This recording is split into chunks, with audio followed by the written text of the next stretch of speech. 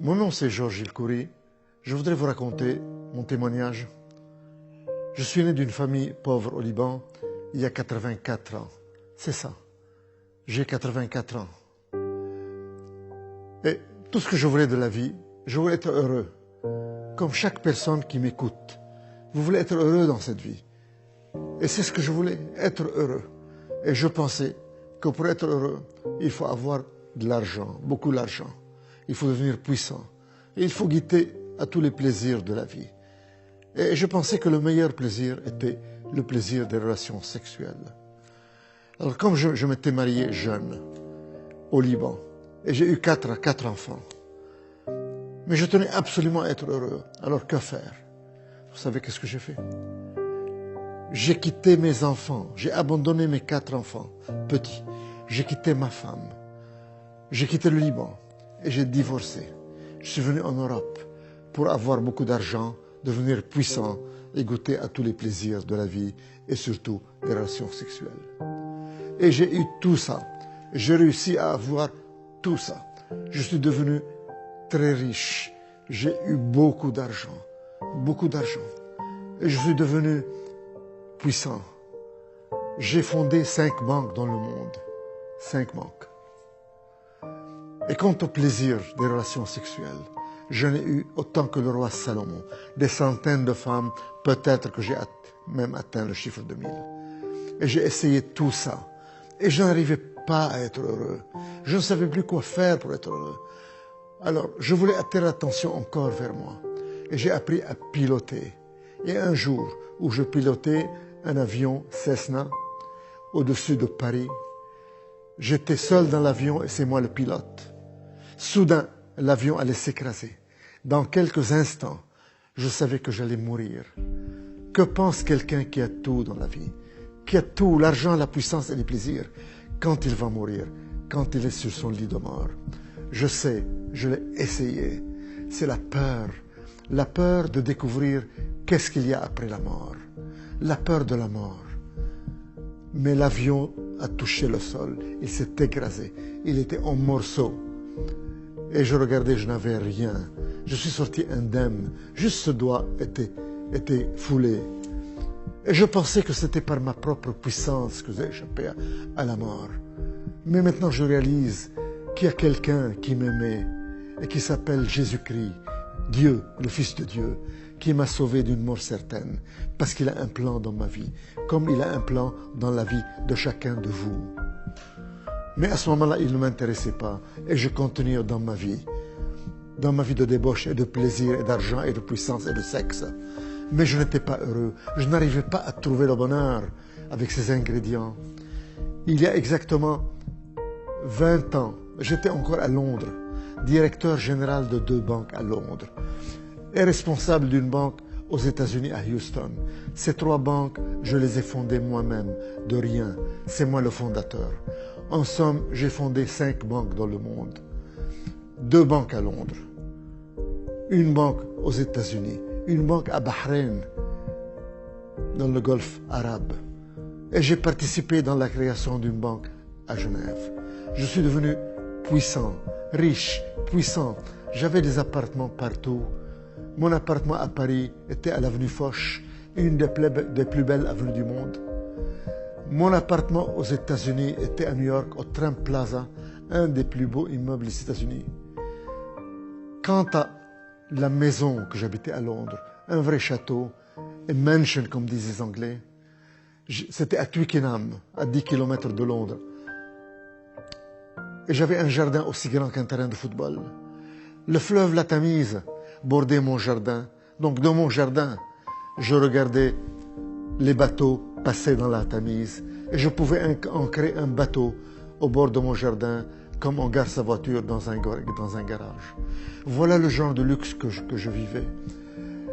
Pour aller chez ma copine américaine, je prenais l'avion Concorde de Londres à New York. J'allais souvent, et quand l'avion atterrissait à l'aéroport John Kennedy de New York, il y aurait un hélicoptère qui m'attendait. Je descendais de l'avion, je prenais l'hélicoptère, et l'hélicoptère m'amenait juste devant mon appartement au Trump Plaza à New York. Voilà le luxe dans lequel je vivais. Je vous donne encore un exemple de luxe. Le premier ministre du Royaume-Uni, il s'appelait John Major. Il m'invitait à un banquet annuel de banquiers, pour un dîner pour des banquiers. Et je me rappelle, je recevais l'invitation et je déclinais l'invitation du Premier ministre. Je n'étais pas intéressé par le Premier ministre. Je n'étais intéressé que pour moi-même, par mon plaisir, par mon argent, par mon luxe.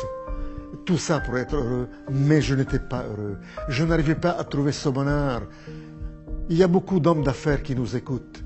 Et je leur dis, ou des femmes d'affaires, vous savez de quoi je parle. Vous avez tout, l'argent, la puissance, les plaisirs, mais vous n'êtes pas heureux. Il y a un vide ici que vous n'arrivez pas à remplir avec la puissance et l'argent et le sexe. Et vous cherchez et vous ne trouvez pas. Moi, j'ai trouvé avec quoi je dois remplir ce vide. En somme, ce n'est pas quoi, ce n'est pas quelque chose, c'est quelqu'un. Et son nom est Jésus-Christ. C'est lui seul, quand il vient dans votre vie, il vient et vous comble ce vide et vous donne la joie et la paix et la satisfaction. Quant à moi, à ce moment-là, il ne m'intéressait pas et je cherchais toujours à être heureux par l'argent, par la puissance, par les relations sexuelles. Mais un jour, chers téléspectateurs, j'ai eu un gros problème. J'étais sujet à un chantage terrible. J'étais sujet à un chantage par une femme qui voulait me détruire, qui m'accusait de harassement sexuel et qui allait tout dévoiler. Et j'allais tout perdre, ma position, mes rentrées, mes femmes, mes copines, tout était perdu. Ça aurait été un scandale à Londres. J'étais patron de 2 banques à Londres, un homme connu, un grand financier. Et le scandale aurait éclaté le lendemain et j'aurais tout perdu. Et quelqu'un m'a parlé de Jésus-Christ qui peut résoudre mon problème. Et j'ai crié, Jésus-Christ, si vraiment tu es le Fils de Dieu, si vraiment tu es Dieu, résous mon problème ce soir et moi je changerai de vie. Et j'abandonnerai cette vie de débauche. Et je te promets, si tu résous mon problème, je n'aurai plus de relations sexuelles en dehors du mariage. Chers téléspectateurs, à l'instant même, le problème a été résolu, le chantage a disparu et le problème est parti complètement. Et c'est ce grand homme d'affaires, ce grand financier, ce grand homme orgueilleux a fléchi ses genoux. Et je suis tombé à genoux et j'ai crié, Jésus-Christ, qui es-tu? Tu es vraiment Dieu, tu es vraiment le Fils de Dieu. Tu as rempli ton engagement, tu as résolu mon problème. Et moi, à mon tour, je te promets, je change de vie. Plus de sexe en dehors du mariage. Et je veux te connaître, je veux te suivre. Et la personne qui m'a présenté Jésus, qui m'a parlé de lui, a mis sa main sur ma tête et m'a conduit dans la prière du salut. Je suis tombé à genoux, plein de misère, plein de problèmes, plein de lourdeur, plein de maux, le chantage, les péchés. Et je me suis relevé. Tous les problèmes ont disparu, toute l'angoisse a disparu, toute la lourdeur a disparu. Et j'ai senti une joie et un bonheur m'envahir. Et pour la première fois de ma vie, chers téléspectateurs, à l'âge de 65 ans, j'ai reçu ce bonheur que je cherchais durant 65 ans à travers l'argent, la puissance et les relations sexuelles et les plaisirs et que je n'ai pas obtenu. Je viens de l'obtenir gratuitement à l'instant où j'ai reçu Jésus-Christ de Nazareth. J'étais tout étonné, je n'étais plus le même homme. J'ai senti que mon cœur de pierre a été enlevé et remplacé par un cœur de chair, par un cœur de chair. Tout était différent. J'ai remarqué que le ciel était bleu. J'ai remarqué que le jardin était vert avec le gazon. J'étais différent. Mon cœur de pierre a été enlevé et remplacé par un cœur de chair. Alors je me suis tourné vers cette personne qui m'a parlé de Jésus et je lui dis, mais qu'est-ce qui m'arrive? Je ne suis plus la même personne. Qu'est-ce qui m'arrive? Et il me dit, Tu es né de nouveau. C'est ça la nouvelle naissance. C'est ça la relation avec Jésus-Christ. Tu as maintenant la vie éternelle puisque tu as accepté Jésus-Christ. Chers téléspectateurs, ma vie a changé à partir de ce moment-là. Et je suis devenu un homme différent. Je ne peux plus mentir. Je ne peux plus tricher. Je ne peux plus que faire du bien. Et j'ai voulu à ce moment-là me marier pour avoir une vie en règle, pour avoir des relations sexuelles dans le mariage. Et j'ai supplié le Seigneur pour qu'il me montre qui il veut que j'épouse. Et je voulais que j'épouse une de mes anciennes amies. Mais dans un moment de désespoir où j'ai crié, Seigneur, il me faut une femme, trouve-moi une femme. Je lui ai dit, je vais ouvrir maintenant la Bible. Et montre-moi dans ta parole, dans la Bible, qui tu vas me donner comme épouse. Et j'ouvre la Bible. Et je tombe sur Malachie 2,14. Et je commence à lire. Vous dites pourquoi? Parce que le Seigneur a été témoin entre toi et la femme de ta jeunesse que tu as trahi. Et le Seigneur a été témoin de votre mariage. Et il ajoute, ne trahissez pas la femme de votre jeunesse, car moi, le Seigneur, le Dieu d'Israël, je hais les divorces. Et j'entends au fond de mon cœur, retourne à la femme de ta jeunesse, la mère de tes 4 enfants, que tu as abandonnée et divorcée il y a 31 ans.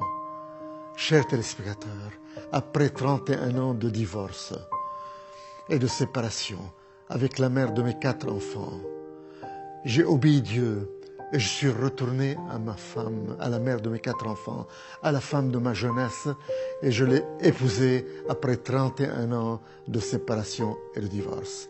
Voilà ce que le Seigneur a fait dans mon cœur et le travail qu'il a effectué dans mon cœur. Et il m'a rendu les années que le diable a volées. Mes 4 enfants m'ont pardonné. Ils sont tous à côté de moi et m'entourent eux-mêmes.